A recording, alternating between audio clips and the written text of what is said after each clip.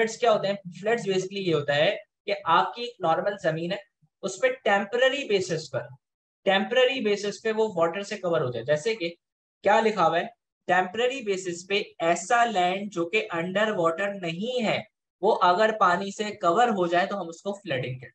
मतलब अगर आपके घर के बाहर पानी भरा हुआ है तो हम उसको फ्लडिंग कह सकते हैं, अर्बन फ्लडिंग।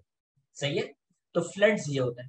पेपर में सवाल आएगा, explain the causes of floods. Heavy monsoon में ज्यादा बारिशें होंगी, ज्यादा पानी आएगा, ज्यादा पानी आएगा, ज्यादा पानी जमा होगा, ज्यादा पानी जमा होगा तो फ्लड हो जाएगा। दूसरा, ग्लेशियर्स बहुत ज्यादा मेल्ट कर रहे हैं। सर क्यों कर रहे हैं इतना ज्यादा मेल्ट? आपको ये, आपने अगर कभी नोट करा हो तो आप अगर इसको ऐसा वो सोचें कि इतना ज्यादा चेंज क्यों आ रहा है, इतनी बारिशें अचानक क्यों होना शुरू हो गई। ये लास्ट 3 to 4 इयर्स बारिशें बहुत ज्यादा होना शुरू हो गई, वरना इतनी बारिशें कराची में नहीं होती। क्यों हो रही है? ये बेसिकली इसलिए हो रही है क्योंकि आपकी ग्लोबल वार्मिंग हो रही है। ग्लोबल वार्मिंग हो रही है, आपकी एटमॉस्फेयर जो है वो क्या हो रहा है, डिफरेंट चीजों की वजह से डैमेज हो रहा है और आपकी एटमॉस्फेरिक कंडीशंस में चेंजेस आ रही हैं, जिसकी वजह से बारिशें ज्यादा हो रही हैं। लेकिन अभी हम सर इतनी डिटेल आप बताते हैं कि हम कंफ्यूज हो जाते हैं। तो बेटा आसान अल्फाजों में समझ लो कि ग्लोबल वार्मिंग हो रही है जिसकी वजह से ग्लेशियर्स ज्यादा से ज्यादा मेल्ट हो रहे हैं। सर ग्लेशियर्स क्या होते हैं? तो बेटा बर्फ, जमी हुई बर्फ होती है, और अगर वो मेल्ट होना शुरू हो जाए ना तो पानी निकलेगा। ऑब्वियस सी बात है कि अगर मैं बर्फ को मेल्ट करूंगा तो क्या निकलेगा? पानी निकलेगा। टैंक तो निकलेगा नहीं। तो होगा ये कि आपने ग्लेशियर्स मेल्ट हो रहे हैं, क्यों? ग्लोबल वार्मिंग की वजह से। तीसरा reason, dam barrage failure. Dam barrage failure का मतलब क्या है कि अगर कोई डैम टूट गया तो फ्लड आएगा। सर कैसे फ्लड आ सकता है? बेटा आपने हब डैम का भी सुना होगा कि हब डैम अगर टूट गया तो फ्लड्स आ जाएंगे। आपने ये भी सुना होगा कि आपके पास अभी बलूचिस्तान के अंदर कितने डैम्स और को डैमेज हुआ और वो क्या हुआ, उसकी वजह से फ्लड्स आ गए। फिर थर्ड रीजन है डिफॉरेस्टेशन। डिफॉरेस्टेशन की वजह से सर फ्लड्स कैसे आ सकते हैं? आप ऐसी बातें करते हैं, हमें कंफ्यूज कर देते हैं। तो बेटा आपको मैं थोड़ी सी स्टोरी समझाता हूँ। देखिए मेरे पास एक दरख्त है, उस दरख्त की क्या है, रूट्स है। उस दरख्त की जब रूट्स हैं तो उस रूट्स ने क्या करा हुआ है, होल्ड करा हुआ है सॉइल को। किसको? सॉइल को होल्ड करा हुआ। और आप खुद सोचें, एक फॉरेस्ट है, अगर मैं आपसे आसान अल्फाजों में एक चीज पूछूं कि अगर मैं आपके ऊपर एक बाल्टी लूं और बाल्टी से पानी फेंक दूं तो आपके ऊपर पानी आएगा। लेकिन अगर आपके आगे में एक दरख्त खड़ा कर दूं, आप दरख्त के पीछे छुप जाए और मैं पानी दरख्त के ऊपर फेंकूं तो आपके ऊपर पानी कम आएगा। तो इसी तरीके से अगर दरख्त ज्यादा होंगे तो पानी ऊपर से तेजी से नहीं आएगा, स्लो स्लो होकर आएगा, रुक कर आएगा। इसीलिए कहते हैं दरख्त उगाएं। सही है। लेकिन अगर दरख्त नहीं होंगे, उस फोर्स को, पानी की फोर्स को स्टॉप करने के लिए दरख्त नहीं है, तो पानी तेजी से आएगा। और जब पानी तेजी से आएगा तो क्या आएंगे? फ्लड्स आएंगे। सही है। तो आपने ये बात समझ ली। अफेक्ट्स क्या आएंगे? सबसे पहले लोग मरेंगे। लोग कैसे मरेंगे? ऑब्वियस सी बात है, करंट से मरेंगे, तैरकर मरेंगे, कुछ ना कुछ करके मर जाएंगे बस। और फिर कुछ नहीं होगा, हम थोड़ा दिन सोशल मीडिया के ऊपर रोना धोना करेंगे और वापसी हम आदि हो जाएंगे और अगले साल वापसी सैलाब आ जाएगा। मतलब हल अभी तक हम कोई निकाल नहीं पाए। उसके बाद क्या है? ट्रेड। ट्रेड आपका स्टॉप हो जाएगा या कम हो जाएगा। क्या मतलब सर? स्टॉप का मतलब ये है कि भाई आप पानी के अंदर कैसे चीजें लेकर जाओगे, पानी के अंदर चीजें गीली हो जाएंगी। फिर बहुत सारे लोगों के गोडाउन होते हैं और क्या होता है कि उसके अंदर वो पड़ा होता है सामान। जब सामान पड़ा हुआ होता है तो वो हो जाता है, गीला हो जाता है, तो उसमें मसला। फिर वाटर सप्लाई कंटामिनेटेड हो जाती है, गंदा पानी। सर कैसे? बेटा ये कराची है और ये पाकिस्तान है।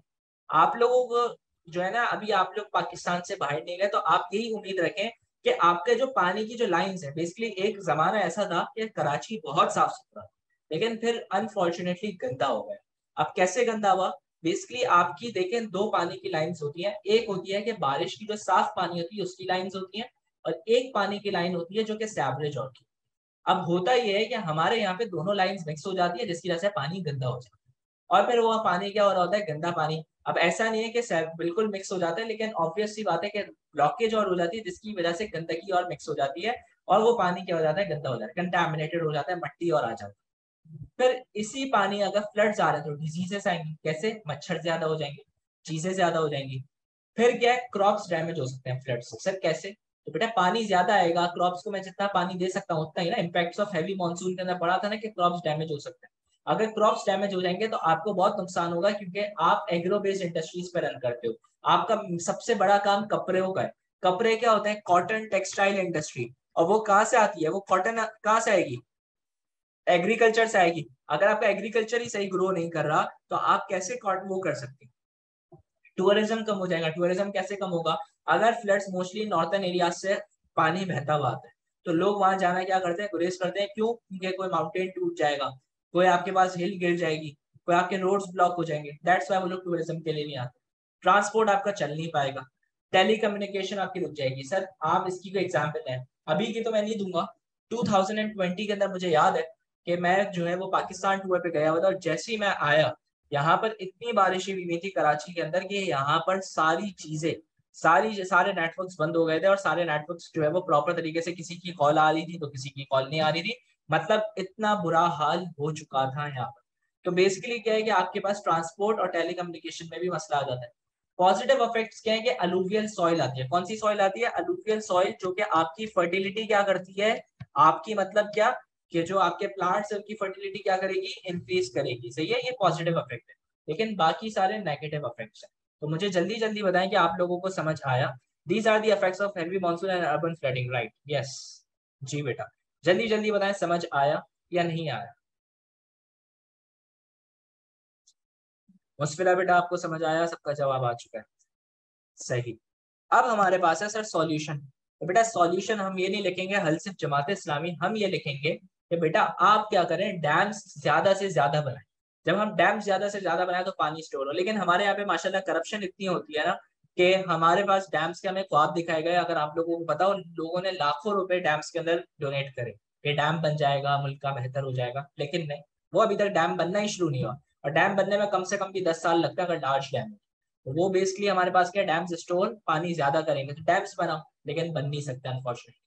वेदर अगर आपके पास क्या हो, बुरा होने वाला हो, तो आप एडवांस वार्निंग दे दो कि अगर फ्लड्स आ रहे हैं तो आप वहां से लोगों को ले जाओ ताकि वहां पे लोग मरे नहीं। एम्बैंकमेंट्स हाई कर दो, एम्बैंकमेंट्स की हाइट को बढ़ा दो। सर क्या मतलब, एम्बैंकमेंट्स क्या होते हैं, जो रिवर्स होते हैं ना उनकी साइड पे जगह होती है, पानी जहाँ से फ्लो के जा रहा है उसकी साइडों को हाइट जो है ना वो इंक्रीज कर दो ताकि पानी साइड से निकले नहीं, वहां से बहता हुआ क्या हो जाए, चली जाए। तो एम्बैंकमेंट्स की हाइट रेस कर दो।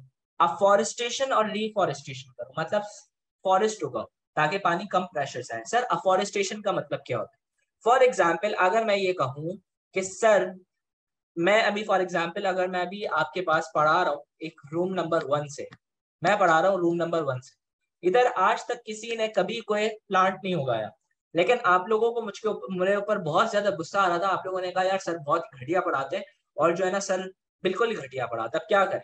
तो आप लोगों ने गुस्से में आके मेरे कमरे के अंदर क्या करा दिया, बहुत बड़ा दरख्त उगा दिया।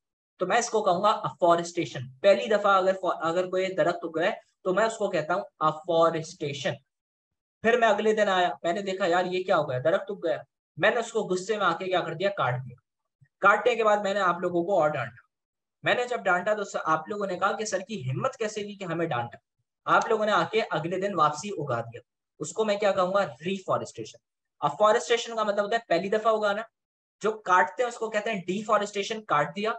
एंड रिफॉरेस्टेशन कहते हैं कि काटने के बाद वापसी उगाने को हम कहते हैं रिफॉरेस्टेशन। तो हम ये करें, मैंग्रोव ज्यादा से ज्यादा उगाएं क्योंकि समंदर के अंदर होते हैं तो उससे पानी का जो वो है वो क्या हो जाएगा, कम हो जाएगा, और वहां से आपके पास चांसेस नहीं है कि वो वहां से तेज वेव्स और आए। तो मैंग्रोव ज्यादा से ज्यादा उगाएं, ये आपके पास एक टाइप ऑफ ट्री, सही है, ये हम फॉरेस्ट के चैप्टर में पढ़ेंगे। तो मुझे